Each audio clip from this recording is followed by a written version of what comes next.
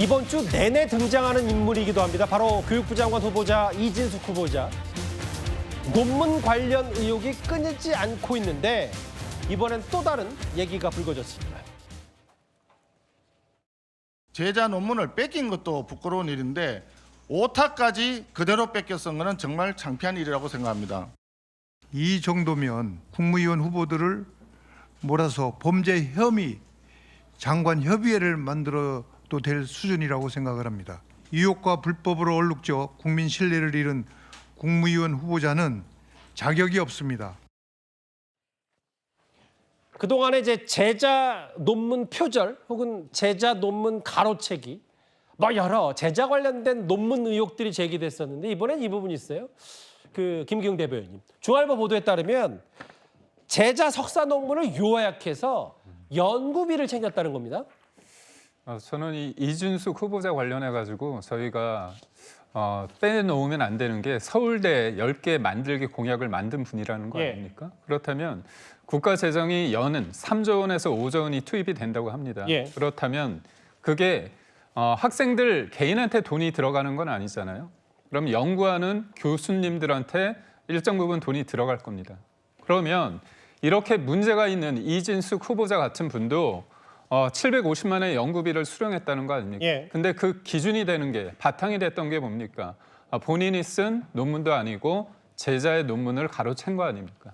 사실 그렇다면 거점 국립대를 9개를 육성을 해서 좋은 서울대 만들 수 있겠죠. 그렇다면 국립대, 지금에 있는 국립대에 진짜 성실하게 열심히 연구하시는 많은 교수님들이 있겠지만 이진숙 후보자처럼 엉터리 논문 그리고 제자의 논문을 가로채는 이런 분들은 섞어내야 됩니다. 그러지 않은 상태에서 연 3조 원에서 5조 원의 서울대 10개 만든다는 이 공약은 뻔히 될 수밖에 없거든요.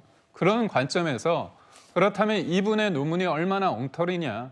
무엇보다도 동료 교수의 논문은 가로채지 못합니다. 왜냐? 그 교수가 볼 때는 왜 내 생각을 가져가? 왜 논문을 베껴? 이런 게 있겠죠. 앞서 우리가 강선우 후보자의 문제점을 봤듯이 이른바 이것도 일종의 넓은 의미의 갑질입니다. 제자의 논문은 내가 이렇게 훔쳐서 쓰더라도 그 제자의 입장에서는 뭐라고 하기 힘든 거 아닙니까? 그런 측면에서 단수는 다른 사람의 논문을 표절한 것보다 지극히 좀 악질적인 성향이 있다. 저는 그렇게.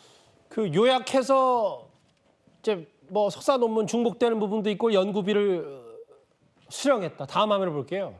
지금까지 뭐 요 며칠 이진숙 후보자의 논문을 거의 샅샅이 이잡듯이 잘 들여다보고 있습니다만 뭐 이건 저만 짚을게요. 이진숙 후보자의 논문에 역효과를 초래하고 누가 봐도 오타죠. 그리고 잘못된 초래라는 잘못 썼는데 이걸 또 제자 논문 그대로 있는 걸 이게 뭐 비문 혹은 뭐 오타도 그냥 그대로 서로 글쎄 뭐 이건 저만 읽겠습니다. 이제 그동안에 하도 이제 논문 표절 의혹에 대한 여러 비문 얘기를 많이 했기 때문에 근데 이제부터 중요한 건 여당인 민주당 혹은 대통령실의 상황 인식일 겁니다.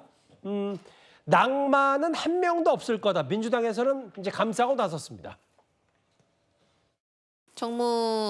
청문회에서 당사자의 소명을 좀 들어봐야 한다고 생각합니다. 상방의 의견을 들어보고 이제 판단해야 될 부분이라고 생각합니다. 특히 이제 문진석 의원 얘기는 충남대 총장 출마할 때도 문제 없다고 결론 냈으니까 논문 자체가 뭐 이게 낙마사는 아니라고 얘기를 하는데 실제로 민주당 사람들이 다 일단 이렇게 생각을 하고 있는 거예요? 글쎄요, 뭐 전부가 다 그렇다라고 이제 단정지어 말씀드릴 부분은 아니지만 그럼에도 지금 민주당 내에 어쨌든 기류는 청문회에서 후보자의 이 소명을 들어봐야 된다. 아직까지 제기되는 의혹들만으로 후보자들을 다 낙마시킬 수 없다. 이런 입장인 것으로 알고 있습니다. 뭐 저 역시도 그렇게 생각을 하고요. 다만 이제 전제 조건은 후보자가 성실하게 또 소명을 해야 되는 문제가 남아 있는 거겠죠. 근데 말씀드린 대로 사실 이 충남대에서 총장으로 임명되는 과정에서도 어떻게 보면 이 연구와 관련한 총체적인 검증이 있었다라는 것이 이제 후보자 측의 입장이고 그것은 사실 학교의 사실관계만 확인해 봐도 어느 선까지 검증이 이루어졌는지를 확인해 볼 수 있는 것이고 연구와 관련한 총체적인 검증이 있었다라고 하고 거기서 문제없다라는 결론이 났다면 저는 청문회 과정에서도 충분히 잘 지나갈 수 있을 것이다라고 생각이 듭니다. 근데 이제 뭐 이런 부분이 있을 거예요. 뭐 충남대가 검증했던 수준과 지금 대통령실의 인사검증 혹은 언론의 인사검증의 차원이 좀 다를 수 있고 만약에 이 지금 뭐 영타 오타도 있고 사용하고 않았으며 비문도 있고 앞서 잠깐 다시 볼게요. 초래하고인가요? 아까 제 기억에 맞다면 초래하고. 근데 이런 부분들까지도 충남대가 걸러내지 못했다면 충남대 자체도 그 검증 기능에 문제가 있는 거겠죠. 장현주 변호사님, 오늘 보니까 대통령실이 아예 인사청문회 TF를 만들어서 우상호 정무수석을 상황실장으로 두겠다라고 했는데 이게 오늘 한 기사를 보니까 김민석 총리가 이른바 새로운 기준 뉴 노멀을 만들어서 청문회까지만 딱 버티면 어쨌든 지나갈 거니까 낭만 한 명도 없고 이재명 대통령이 다 임명할 거니까 인사청문회 보고서가 통과되든 안 되든 이런 걸 다 노리고 강서루 후보자든 이진숙 후보자든 이렇게 행동하는 거 아니냐 이런 비판에 대해서는 어떻게 생각하세요? 글쎄요, 저는 김민석 총리가 만든 뉴 노멀이다. 이 부분에는 동의하기는 어렵습니다. 그렇게 따지면 사실 윤석열 정부 때도 마찬가지로 청문회가 무용화되는 것 아니냐라는 지적은 계속해서 있어 왔거든요. 그렇기 때문에 사실 지금 여야가 공수가 바뀐 상황이기 때문에 뭐 서로 간에 내로남불이다 이런 주장이 계속 나오고 있지만 본질적으로는 청문회 제도 자체에 대해서 손을 보고 또 고칠 부분은 고쳐야 되는 것이 아니겠느냐라는 문제 제기가 나올 시점이라고 생각이 듭니다.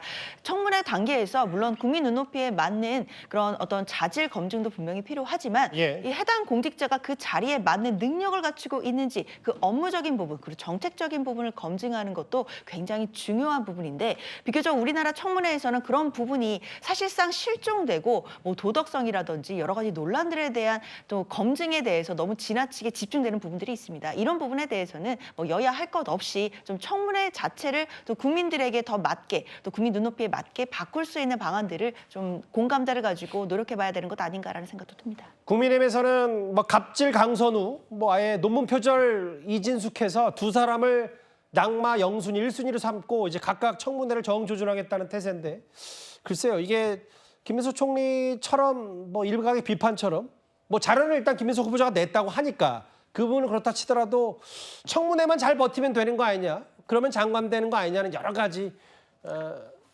야당의 비판, 언론의 비판은 좀 동시에 있는 것 같습니다. 저희가 준비한 4위는 이진숙 교육부 장관 후보자였습니다.